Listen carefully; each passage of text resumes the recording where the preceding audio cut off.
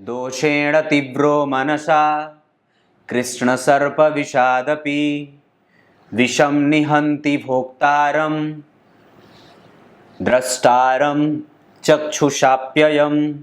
प्रिय दर्शकों नमस्कार, एक बार फिर से उपस्थित हूँ आप सबके सामने रविवार के कार्यक्रम में संस्कारों के उस कड़ी को आगे बढ़ाते हुए, जहाँ मैं आपसे हमारे सनातनी पद्धति में मैंने बात कही थी 40 से घटा करके 25 और 25 से घटा करके 16 प्रकार के संस्कार के बारे में चर्चा की गई है।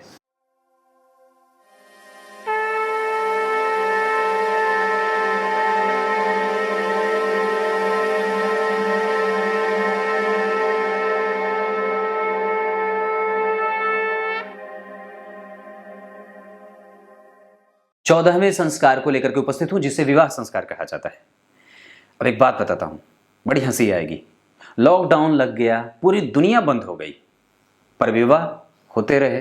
5 ही लोग उपस्थित थे विवाह में, क्योंकि लॉकडाउन जो लगा था, पर विवाह नहीं रोक सकते थे।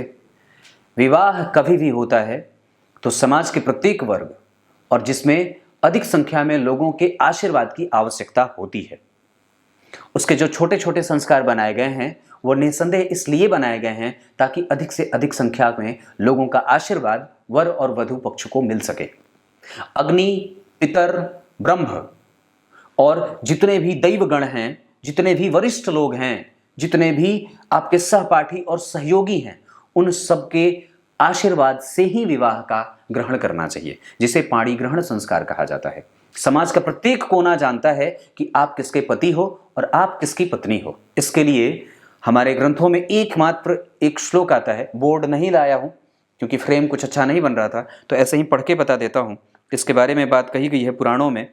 ब्रह्माद्युद्वाह संभूतः पितॄणां तारकः सुतः विवाहस्य फलं त्वेतत् व्याख्यातां परिमर्शिभिः। इसका मतलब और इसका अर्थ यही है कि ये विवाह जो संस्कार होता है वो सिर्फ इस जन्म के लिए नहीं होता।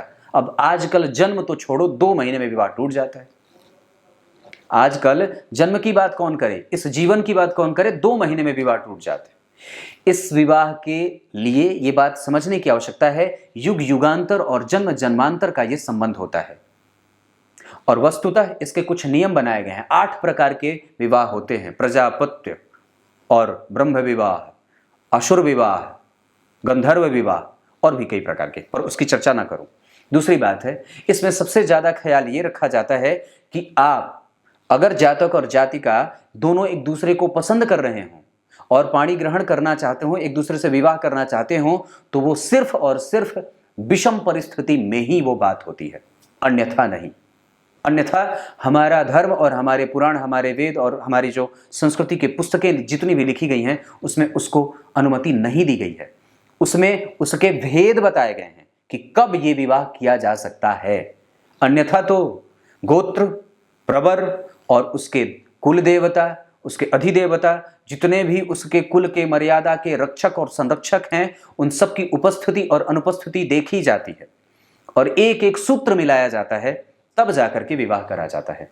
और आप जरा विचार करना कि अगर एक व्यक्ति ने वर्ण संकरता का प्रभाव दिखाया, मतलब एक वर्ण दूसरा, दूसरा वर्ण दूसरा, मतलब एक अगर ब्राह्मण वर्ण का जातक है और किसी दूसरे ब्राह्मणों में भी कई भेद हैं, तो अगर एक वर्ण का व्यक्ति किसी दूसरे वर्ण से विवाह करता है तो उसका प्रभाव समूचे समाज को भोगना पड़ता है, क्योंकि 2 व्यक्ति मिलकर के एक पूरे परिवार का निर्माण करते हैं। परिवार से देश, देश से परिवार से राज्य, राज्य से जिला, पता नहीं जिला राज्य ऐसे होता है ना, ऐसे ये चीजें बढ़ती जाती हैं।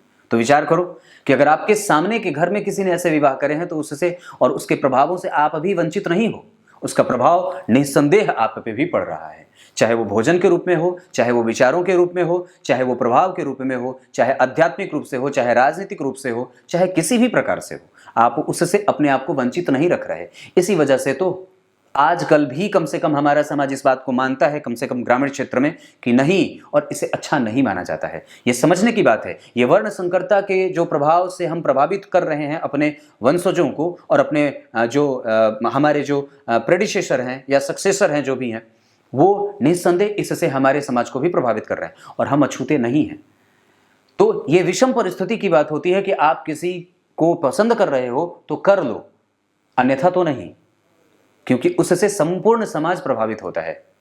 क्योंकि आप ही बच्चे को पैदा करोगे, फिर वो बच्चा, फिर वो नीचे नीचे नीचे नीचे नीचे जाता रहेगा, उसकी अधोगति होती रहेगी और फिर वो उसको आप लोग मतलब सोच के देखो कि वो कितनी एक भयंकर स्थिति होगी जहां समाज बिल्कुल ही एकदम बिना किसी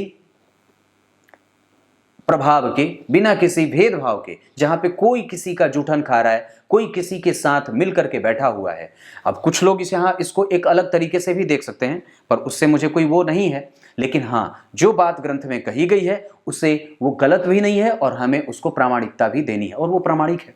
सिर्फ दो चार लोगों के कहने से ऐसी बात नहीं हो जाती है कि वो नहीं है। आप दो तथ्य उजागर कर सकते हो आज को देख करके, और वस्तुतः जो होता है वो भयंकर जो देहवादी है वो सिर्फ आज देखता है, पर जो भौतिकवादी नहीं है, जो अध्यात्मवादी है, वो निस्संदेह भूत और वर्तमान तो देखता ही है, भविष्य भी देख लेता है। तो इस वजह से विवाह संस्कार हमेशा ही वर्ण संकरता पे आधारित होनी नहीं चाहिए, उसमें वर्ण संकरता का दोष नहीं लगना चाहिए। इससे हमारे विचार, हमारे प्रभाव, हमारे संस्कार, हमारी संस्कृति और हमारा सब कुछ छत विछत और नुकसान में जाता है। सबसे ज्यादा आजकल इसी की आवश्यकता है। और प्रेम विवाह के बारे में मैंने बात क्या करी कि वो सिर्फ तभी हो सकता है जब विषम परिस्थिति बने तब, अन्यथा तो नहीं। क्योंकि अगर ऐसा होता तो विवाह के फिर 8 भेद क्यों होते, ये समझने की बात है। पर आजकल हम लोग बहुत आगे बढ़ गए हैं और पुराण और धर्म और ग्रंथ पीछे चले गए। तो ये बात समझने की है।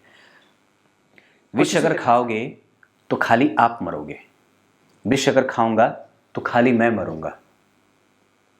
पर दरअसल ये विषयों का जो भोग होता है वो देखने पर सिर्फ एक जो विषयी वस्तु है जो अपने विषय के पाश में लोगों को बांध सकती है, अगर उसको 10 लोगों ने देखा तो 10 को वो मारेगी, सिर्फ एक को नहीं।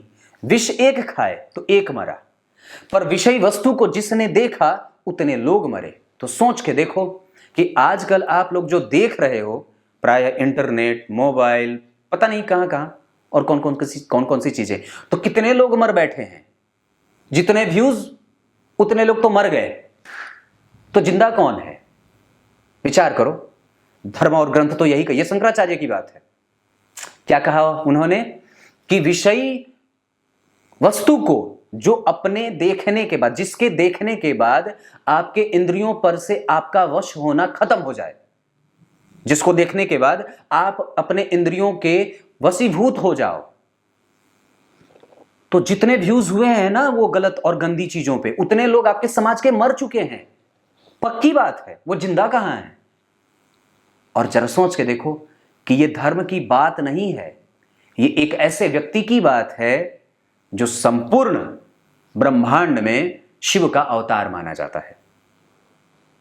विषयी व्यक्ति इसे समझ ही नहीं सकते हैं। यह सबसे ऊंची बात है, क्योंकि जिसने भी गंदा देखा है वो मर चुका है, वो जिंदा मात्र है, पशु के सदृश। क्या बात कही थी मैंने कल के कार्यक्रम में? कही थी ना कि जो व्यक्ति मंत्र जप नहीं करता और सिर्फ रत्नों पे भरोसा करता है, वो भी वस्तुतः नरक में ही जाएगा। वो खुद को ये सोच करके प्रसन्न ना कर ले कि मैंने रत्न पहने हैं, माणिक्य, मैंने पुखराज, मैंने मूंगा और पता नहीं क्या क्या। ना ना ना ना ना, मंत्र की स्थिति अगर जीवन में नहीं है तो निस्संदेह वो रत्न भी आपका कुछ भी नहीं कर पाएगा। पक्की बात है, गारंटी देता हूं। अब क्या बोलूं, बहुत बोल दिया। कुछ इसी तरीके से आज के कार्यक्रम का समापन करते हैं। तब तक के लिए इजाजत दीजिए। बस ये बात याद रखने की है कि आपके साथ जिसने वो फेरे लगाए हैं अग्नि को साक्षी मान करके और समाज को साक्षी मान करके, वो हमेशा के लिए है, चाहे वो जैसा भी हो। तब तक के लिए बहुत बहुत नमस्कार।